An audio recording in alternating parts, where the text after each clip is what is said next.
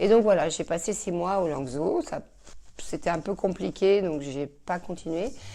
Mais donc c'était peut-être une prémonition pour... For the ladies, I will put Okay, together so we this. have to pass that. Oui, bien sûr.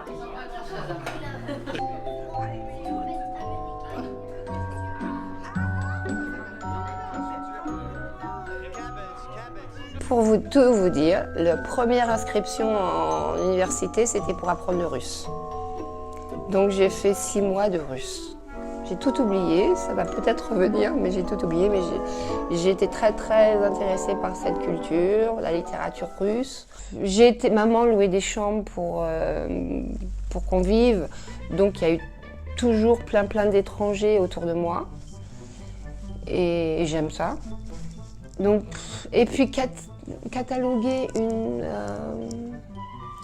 je sais pas, je trouve ça difficile comme question parce que est-ce qu'on peut dire la femme russe est comme ça, la femme française est comme ça, la femme... Oui, il y a peut-être des accents culturels qui ressortent.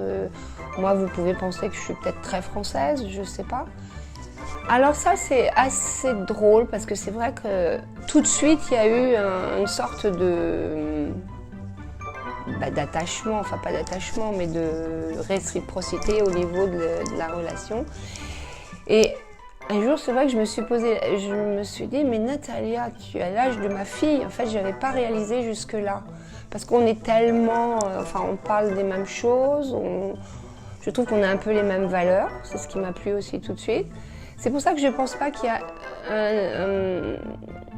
un archétype de la femme russe ou française. Oui, enfin, qu'est-ce que je pourrais dire au niveau culturel? Alors, par exemple, hier soir, c'est vrai qu'on était tous à table, il y avait ses filles, et elle a mis ses chansons russes avec les filles qui dansaient et tout ça, et je me suis dit, là, c'est vraiment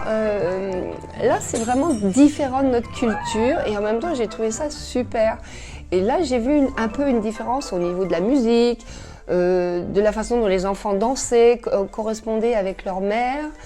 Et j'ai trouvé ça incroyablement bien. Et je me dis, moi, mes enfants n'ont pas grandi dans ce type d'ambiance, effectivement. Plus parce que aussi j'avais un mari américain donc qui jouait du blues et tout ça. Mais là, j'ai senti en fait cette chaleur de l'âme slave. Alors peut-être c'est fantasmé aussi chez moi, avec la musique, la boisson. Et ça, oui, je me suis dit, ben, ça, c'est l'âme slave pour moi. Et c'était sympa. On ajoute encore un peu de vin. Non, il n'y en a plus de vin. Je vois, ouais. T'as tout bu, Natalia? Non. Est-ce que c'est bon? Bonjour. Appétit. Bravo. Parce que je veux goûter le borsch, je veux goûter le koulibiak ou je sais pas quoi. Et je ne connais rien d'autre, donc j'attends qu'elle le fasse pour moi. Après, je répondrai à la question.